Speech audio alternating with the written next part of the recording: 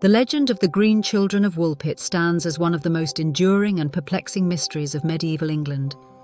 In the 12th century, in the small Suffolk village of Woolpit, two children emerged from ancient wolf pits with skin tinted a vivid green, speaking an unknown language, and wearing clothes of an unfamiliar material. Their sudden appearance and strange characteristics have fueled centuries of debate. Were they Flemish refugees, disoriented and malnourished, wandering into an English village from somewhere across the North Sea? Or were they something altogether more extraordinary?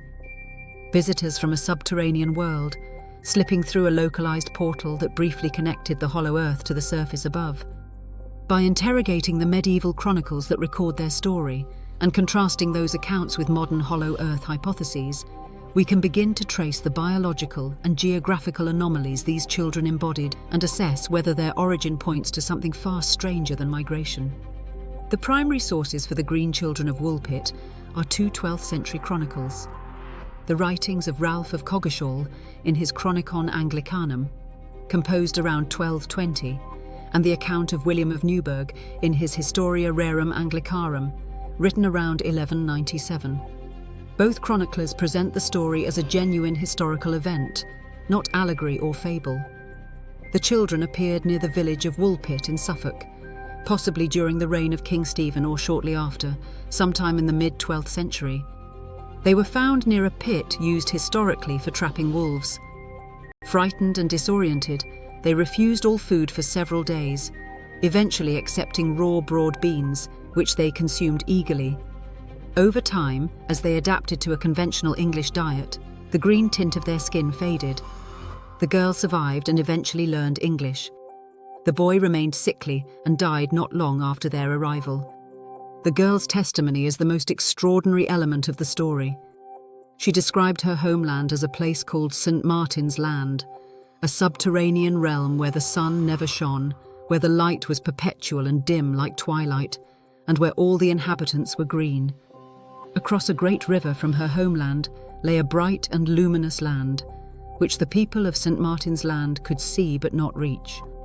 The children had entered the upper world, she explained, by following the sound of bells, emerging from a cave or pit into the blinding light of the Suffolk countryside.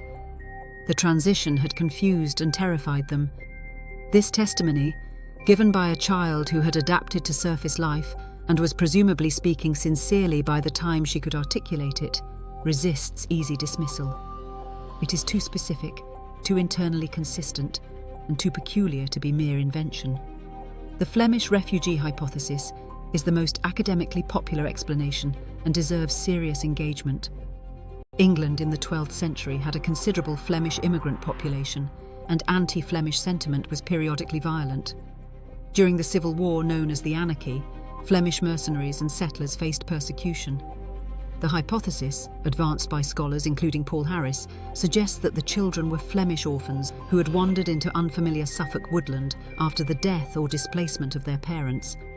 Their green coloration, under this reading, is attributed to a dietary deficiency, specifically chlorosis caused by severe iron deficiency, which can give skin a greenish pallor. Their strange language would have been Flemish. Their unfamiliar clothing reflected continental styles. The place name St. Martin's Land might even correspond to a Flemish district dedicated to St. Martin. This explanation is tidy.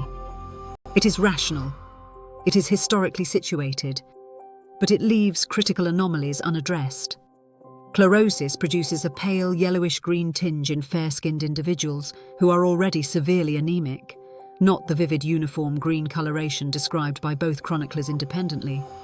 Both children displayed identical coloration, which would require them to have suffered the same precise degree of nutritional deprivation simultaneously. More importantly, the Flemish regions of the 12th century were not a land without sunlight. The girl's description of St. Martin's Land as perpetually dim, lit by a kind of ambient twilight rather than direct solar light, simply does not map onto any surface location in medieval Europe. No amount of geographical creativity reconciles a child describing a world beneath the earth with a story about two children who wandered out of a forest near the English Channel. This is where hollow earth theory becomes not merely fanciful, but genuinely useful as an interpretive framework. The hollow earth concept predates its modern articulations by centuries, appearing in Norse mythology with the world of Svartalfheim, in Celtic traditions of the underground fairy realm, and in classical accounts of subterranean kingdoms. In its more modern articulations, thinkers including Edmund Halley in 1692 proposed that the Earth contains concentric inner shells capable of supporting life, lit by some interior luminescent source. Later theorists proposed a single hollow interior with a small inner sun, which would produce exactly the kind of diffuse ambient light the girl described. The hollow Earth in this model is not dark but dimly illuminated, and life within it would evolve according to entirely different environmental pressures than surface life. The green coloration of the children is biologically fascinating in this context. Chlorophyll is the pigment responsible for the green color of plants, present in nearly all photosynthetic organisms. On the surface, human skin does not contain chlorophyll because there is no evolutionary pressure to develop it. Sunlight is abundant and metabolized through vitamin D synthesis. But in a subterranean environment, if an intelligent species evolved over many generations with access only to dim diffuse interior light, there is a theoretical basis for discussing whether biological adaptation might incorporate chlorophyll-like pigments to maximize light absorption. The girl's skin fading from green to a normal tone as she consumed an iron-rich surface diet suggests that the green pigmentation was metabolically maintained and that it diminished when the biochemical inputs sustaining it were replaced. This pattern is distinct from chlorosis, which resolves cleanly with iron supplementation. It is more consistent with the gradual depletion of a photosynthetic or light-processing pigment in an individual removed from the environment that sustained it. The portal question is perhaps the most speculative dimension of this analysis, yet it is also the most structurally important. The girl's account does not describe a long journey. She describes following the sound of bells and emerging from a cave. The transition from St. Martin's Land to Suffolk appears to have been abrupt, disorienting, and geographically specific.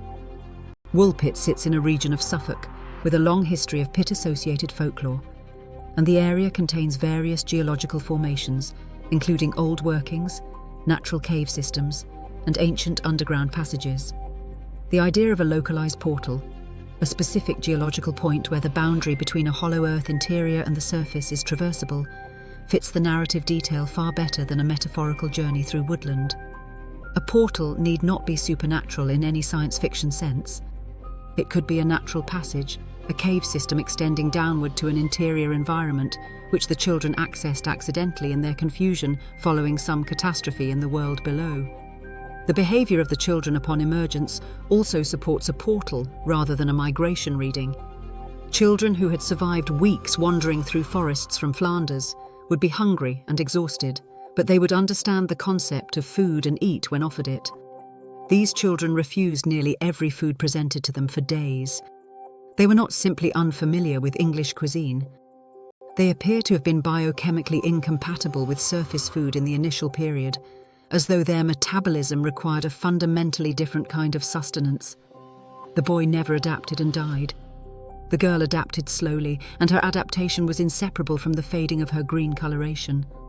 These details suggest not malnutrition, but metabolic transition, the biological recalibration of organisms suddenly relocated from one environmental regime to a radically different one. It must be acknowledged that the hollow earth and portal hypothesis faces serious scientific objections. Modern geophysics has mapped the Earth's interior extensively through seismic tomography, and the picture that emerges is one of solid and semi-molten rock, extreme pressure, and temperatures incompatible with life. There is no known mechanism by which a habitable cavity of the size required could exist beneath the crust. The hollow Earth as a literal physical model has been comprehensively disconfirmed.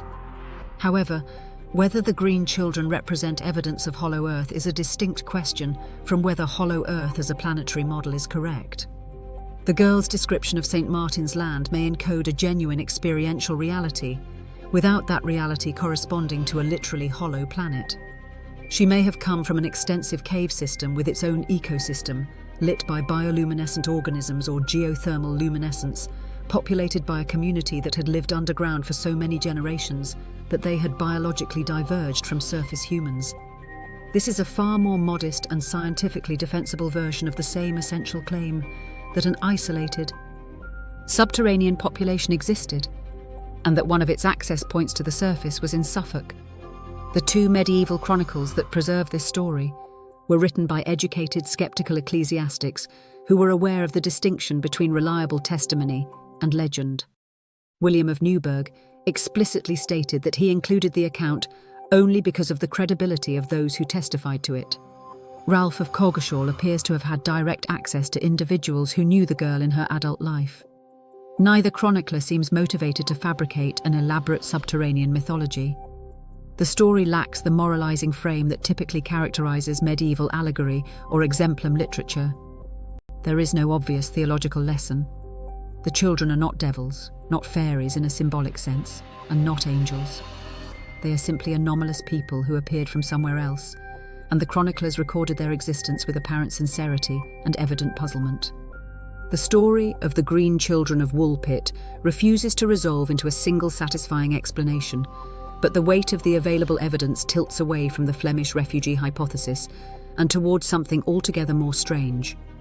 The biological anomalies of St. Martin's Land, including the vivid uniform green skin that faded with dietary change, the metabolic incompatibility with surface food, and the description of a perpetually dim subterranean realm lit by twilight rather than sun, collectively point toward an origin that surface world migration cannot adequately contain. Whether one accepts the Hollow Earth framework literally or interprets it as a description of an extensive subterranean ecosystem accessible from particular geological points, the portal element of the narrative holds structural coherence. A specific location in Suffolk served as the threshold between two different biological worlds, and two green-skinned children crossed it accidentally and without warning. The medieval chroniclers preserved their testimony honestly, and modern Hollow Earth theory, for all its scientific difficulties, offers the only interpretive model that accounts for every anomaly in the account without discarding or reinterpreting the primary evidence. The Green Children of Woolpit were, by the most careful reading of what was observed and recorded, visitors from below, and Woolpit was, for one disorienting afternoon in 12th century England, the place where the world beneath the earth met the world above it.